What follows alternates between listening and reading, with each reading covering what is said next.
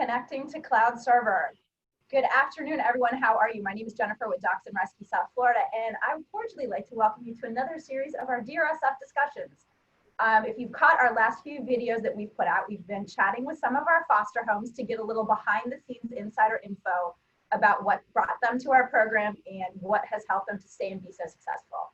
So today on our distinguished panel, we welcome Alex and Jenna from AJ and the Weenies, who we totally have patio envy of their backyard, and President Pam as well, who heads up our foster program, to chat and get a little bit of information on how Alex and Jenna make it work in their home. And thank you guys very much for joining us, Pam. Thank you as well.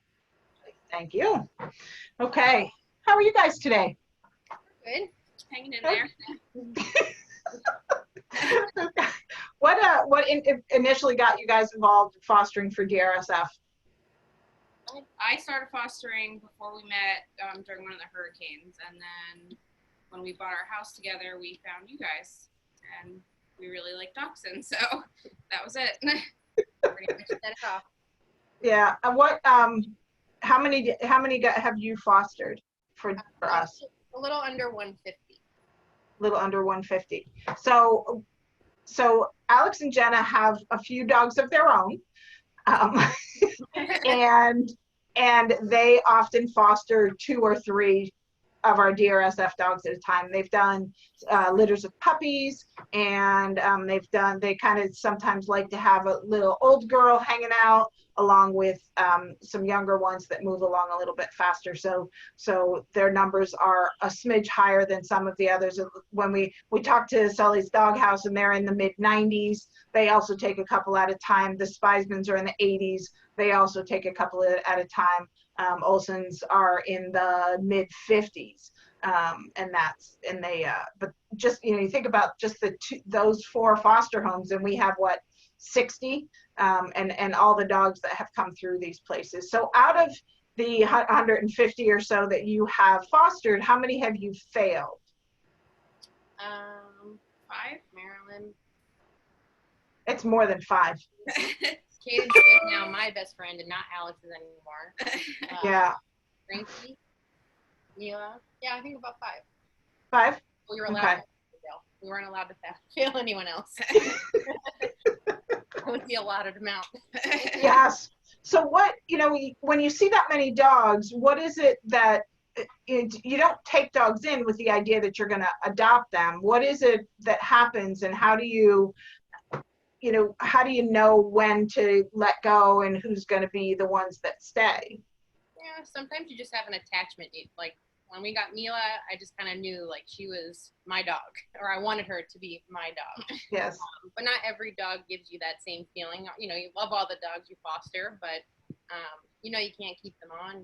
You just try and give them a good home and let them have fun and socialize and learn how to be a dog if they don't know how. And right.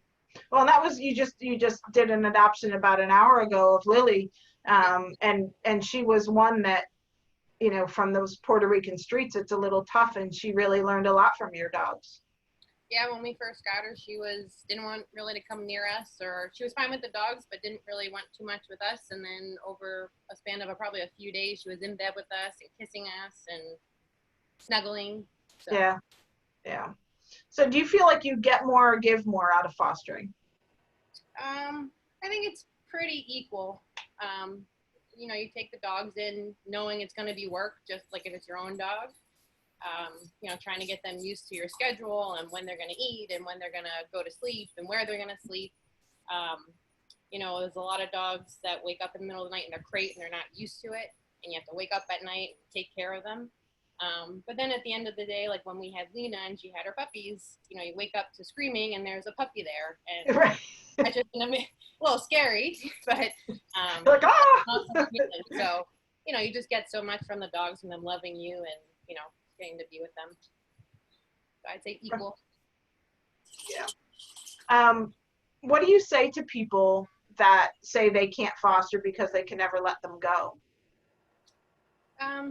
People always ask us that, and our answer is always we have too many. We kept too many, so we can't keep anymore. No, but it's also you're helping a dog out so they can get a home, and then once they get adopted, you can bring another one in to help another dog that is in the shelter or ported or whatever their case is. And get excited to meet the next one. Yep.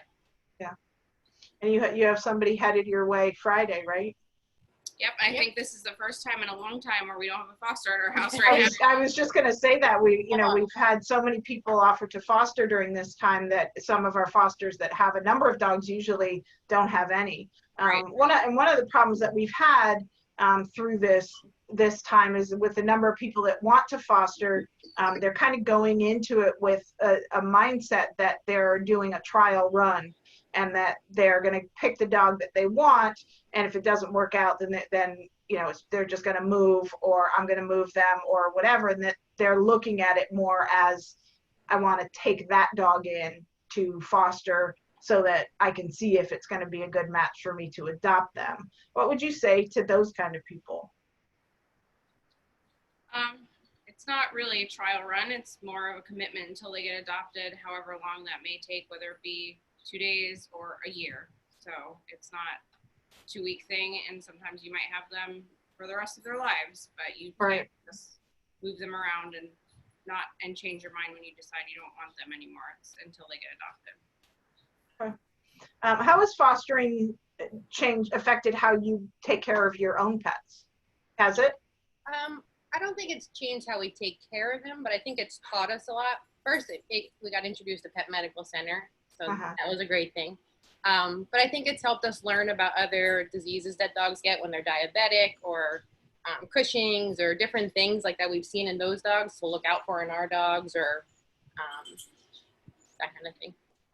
Okay. What has been your biggest challenge and your biggest reward? Biggest challenge is definitely when you get a dog who does not want to be in your house or have anything to do with you, and you have to kind of teach it to love you and play with the other dogs and get used to the routine. And I guess the biggest reward is when you finally break them and they jump in your lap for the first time or kiss you. I remember that big dog we had, and he just jumped in your lap and everyone was scared of him. Dr. Roof was scared, and he just jumped up in Alex's lap and he kissed her like it was so that's awesome. Right. Jen, do you have any questions? I think I'm good. I was giving you the last question to ask. I know. Okay, like I said, I'm having so much fun listening to these answers. I'm not even paying attention to where we are. Okay, hold on. Yes, I do have a question. Hold on. What information, if somebody was on the fence and not sure whether they wanted to take the plunge and foster, what advice would you give them? No, that was your question. I would say just do it. You meet so many people by doing it that love dogs just as much as you. We've made a few friends out of some of the dogs we fostered, which is pretty awesome. You never would have met them otherwise. Just do it. Excellent. Hi, Mila. Yeah, Mila wanted The weirdo. She's one of my foster fails. Yeah. She's so cute. Hi. She can't see me though. She would be jumping in my lap. I know. Okay, so if anybody wants to find you on social media, where do they find you? AJ and the Weenies. Okay.